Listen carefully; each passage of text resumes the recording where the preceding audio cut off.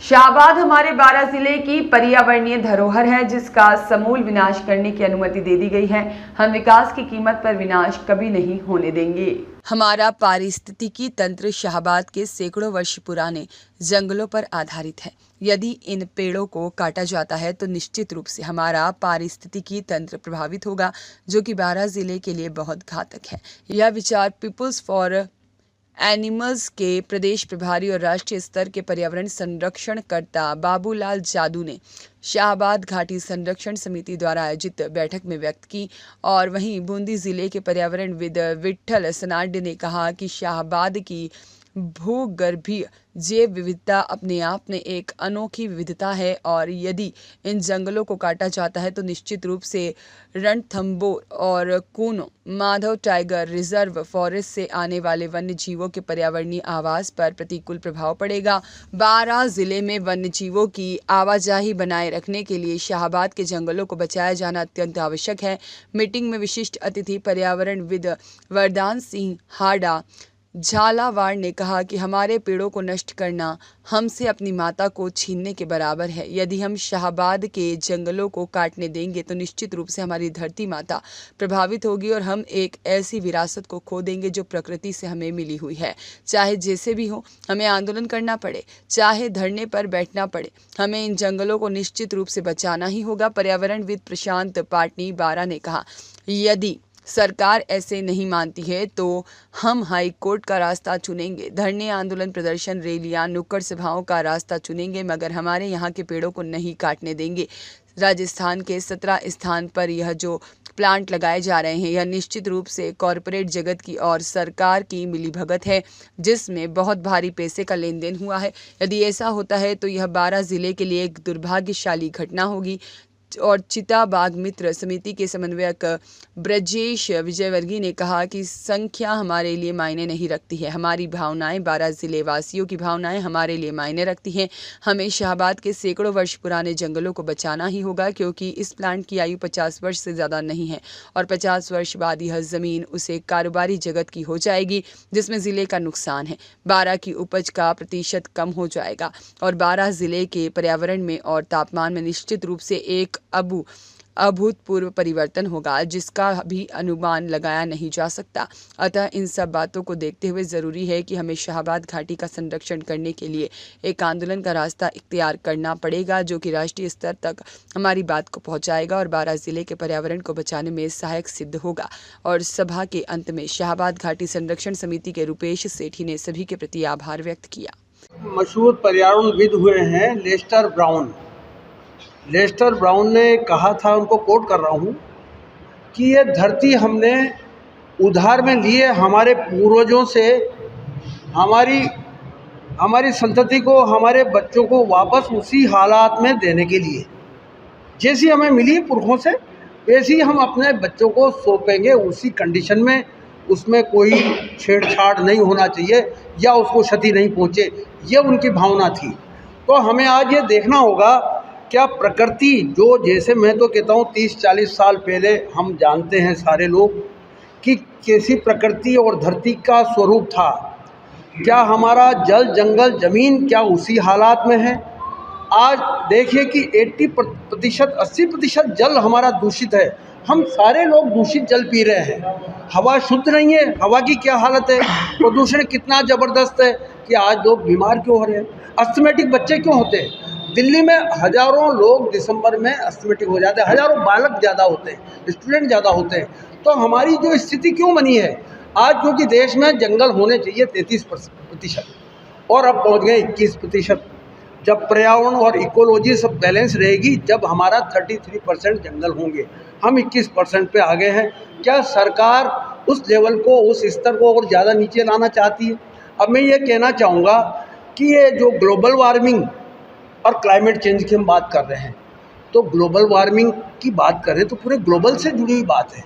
मैं नहीं कहता कि शाहबाद का जब जंगल कटेगा केवल इसी भूभाग में, इसी क्षेत्र में, बारां जिले में ही नुकसान होगा, ये पूरी धरती को नुकसान पहुंचाने वाली चीज़ है।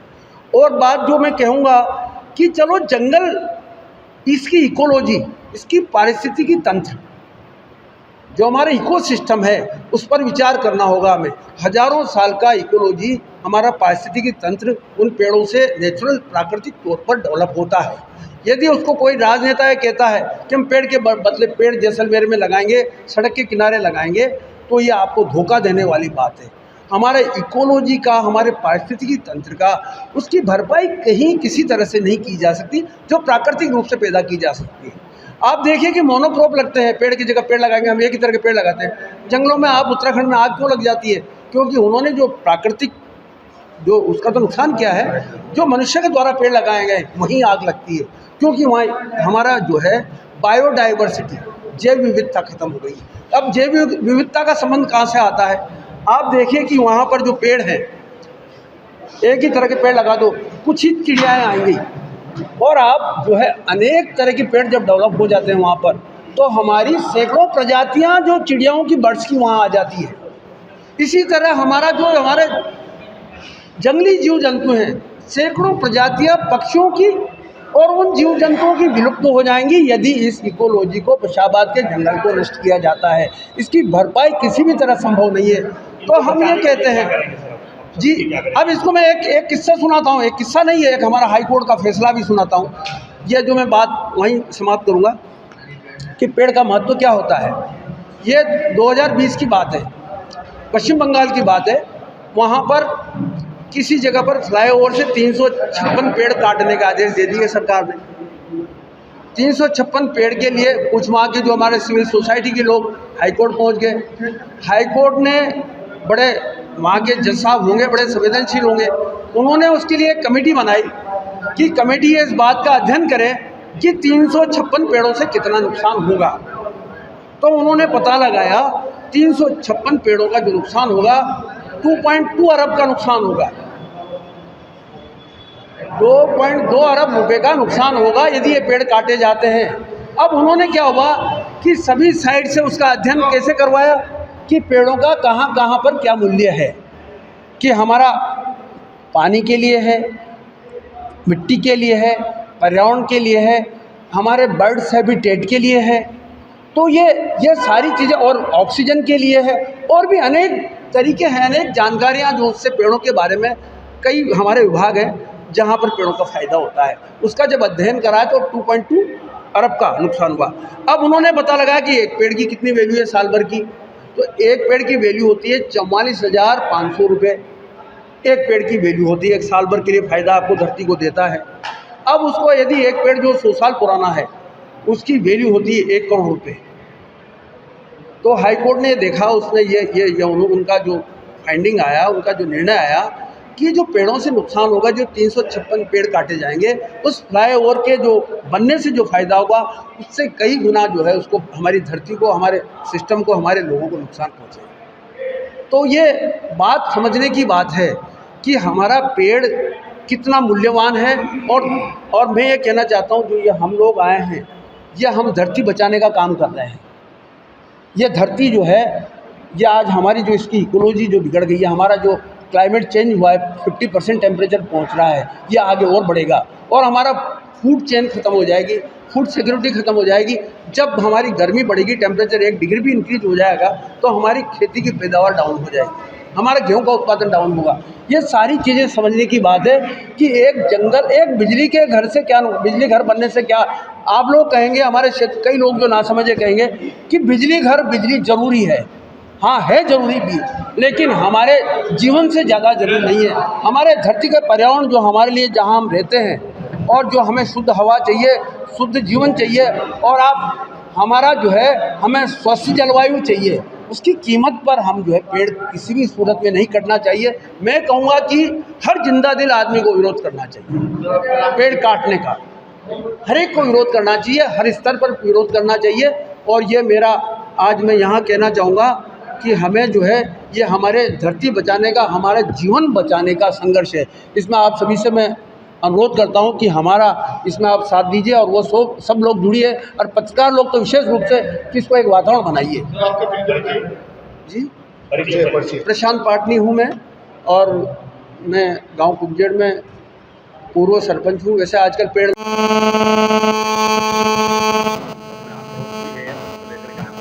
बारां जिले के शाहबाद के घने जंगलों में जहाँ जैव विविधता मौजूद है, ऐसे में 1,19,000 पेड़ 400 एकड़ की अनुमति राज्य और केंद्र सरकार ने दी है। इसी तर्ज पर पूरे राजस्थान में चित्तौड़, बूंदी, करौली, टोंक व अन्य जिलों में 17 प्रोजेक्ट लगाने की पावर प्रोजेक्ट लगाने की मंजूरी की जानकारी हमें मिली है। आज हमने शाहबाद का घना जंगल जहाँ विशालकाय पेड़ और जैव विविधता का सारा जो है स्वरूप देखा, मौके पर गए। ये मामला हमें ऐसा प्रतीत होता है कि वन अधिकारियों के साथ साथ राजनीतिक पार्टियां चाहे कोई भी हो, जिन्होंने भी ये अनुमति जारी की है, ये निश्चित रूप से इसमें मोटे भ्रष्टाचार की मुख के साथ साथ मिलीभगत सामने आती है। 1,19,000 पेड़ तो केवल शाहबाद में कट रहे हैं। लोग अगर टोटल 17-18 प्रोजेक्ट की जो जानकारी है उसमें 15 लाख पेड़ कटने की लगभग जो है सूचना हमारे पास है। 15 लाख पेड़ जहाँ राजस्थान पर्यावरण संरक्षण के मामले में पहले ही बहुत कमज़ोर है, 13.5% जो जंगल था वो घट करके लगभग 9% रह गया। सघनता जो 0.8 थी वो घट करके 0.3 रह गई। और वन विभाग जो पौधे लगाता है वो पौधे चलते नहीं हैं। ऐसे में पुराने विशालकाय पेड़ों को काट करके हम 12 जिले के साथ पूरे राजस्थान का प्रकृति विनाश कर रहे हैं, आत्महत्या की तरफ बढ़ रहे हैं। ये पेड़ों को नहीं काट रहे, अपने पैरों को काट रहे हैं। ये जो प्रकृति विनाश की जो लीला है, इसे रोकने के लिए हमने पोस्टकार्ड अभियान की शुरुआत की है। आज 12 जिले के जागरूक कार्यकर्ता इंटेक के साथियों ने भी एक पोस्टकार्ड अभियान चलाया है। भीलवाड़ा में हमने 5,000 पोस्टकार्ड नरेंद्र मोदी जी को इन प्रोजेक्टों को रद्द करके रिक्त स्थानों पर लगाने के लिए उनको निवेदन किया है। हर जिले से 2,000, 3,000, 4,000 पोस्टकार्ड जाएंगे। 51,000 पोस्टकार्ड भारत सरकार के प्रधानमंत्री जी नरेंद्र मोदी जी को भेजने की योजना है। हमने उसमें ये भी तारीफ की कि आपने एक पेड़ माँ के नाम जो लोगों को, देशवासियों को संदेश दिया, उससे जुड़ करके प्रत्येक नागरिक पेड़ लगाने के लिए आतुर है। लेकिन दूसरी ओर जो ये वन विनाश की लीला है, इसे रोकिए। मैं आपके माध्यम से राजनेताओं तक, यहाँ के एमएलए, एमपी, जनप्रतिनिधि, यहाँ की जनता जब तक नहीं जागरूक होगी ये प्रोजेक्ट रद्द नहीं होंगे। मैं तो ये कहना चाहता हूँ आपके माध्यम से यहाँ की जनता को कि प्राण चले जाए लेकिन पेड़ नहीं कटने चाहिए। इस मुहिम के साथ आप सब लोग आएंगे तो ये जंगल बचेगा, अन्यथा 12 जिले के अंदर वर्षा कम होने के साथ साथ तापमान बढ़ेगा और यहाँ का पारिस्थितिकी तंत्र पूरी तरह बिगड़ जाएगा। ये मैसेज है। इसलिए सब लोगों को, प्रत्येक नागरिक को आवश्यकता है इस आंदोलन में सम्मिलित होने की, जंगल बचाने की मुहिम की। आपका नाम? Babulal Jaju, people for animal प्रदेश प्रभारी, इंटेक कन्वीनर। अमित जैन की रिपोर्ट।